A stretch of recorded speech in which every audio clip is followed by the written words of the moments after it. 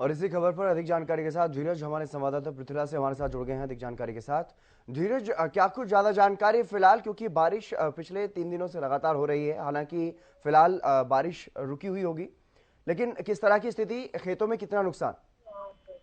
Sir बिल्कुल, मैं बता दूं कि पिरथला विधानसभा के ग्रामीण क्षेत्र में मैं मौजूद हूं, जहां पर बात करें किसान के नुकसान की, तो यहाँ पर आप गेहूं की फसलें देखेंगे।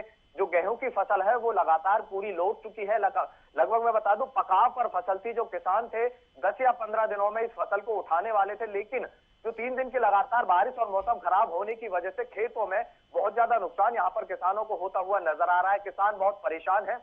बात करें हम, चाहे सरसों की फसल की बात करें, गेहूं की फसल की बात करें, किसान ने अपने बच्चे की तरह सींचकर इस फसल को खड़ा किया था। लेकिन अब हमारी जिस तरह से किसानों से बातचीत हुई तो लगातार वो सरकार से मुआवजे की गुहार यहाँ पर लगाते हुए नजर आ रहे हैं। हमारे साथ सर कुछ किसान भी मौजूद हैं, उनसे हम बातचीत करते हैं कि आखिर कितना नुकसान किसानों को यहाँ पर होता हुआ नजर आता है।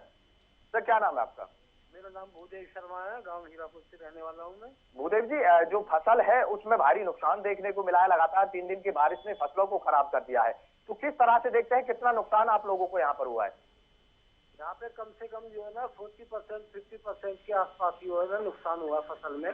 आधे का नुकसान हुआ है और फसल लोटपोट हो रही है। और लगातार बारिश होने के कारण आगे की कोई आशंका ऐसी नहीं है कि मौसम खुल जाए। तो फसल की बात करें, कौन कौन सी फसल आप लोगों ने बो रखी थी और सरसों की फसल भी बो रखी है, उसमें क्या नुकसान है? क्योंकि सरसों की फसल बिल्कुल पकाव पर है, उसे काटने के लिए जो किसान है वो तैयार थे। हम सरसों की फसल काट रहे थे, लेकिन वो जो है ना बारिश की वजह से नहीं काट पा रहे हैं। और बारिश के झरने से उसका जो बीज है, दाना है, वो नीचे जा रहा है और वो खोखली हो गई है। उसकी जो फली होती है सरसों में, वो सब खोखली हो गई है और वहाँ जो है ना कोई दाने आने की उम्मीद नहीं है। इस तरह से सरसों में नुकसान है और ये गेहूं में लोटा हुआ नुकसान है। सभी किसान यहाँ पे और भी किसान मेरे पास खड़े हैं, सभी त्राही त्राही कर रहे हैं। ये आगे हम मुआवजे की गुहार लगाना चाहते हैं।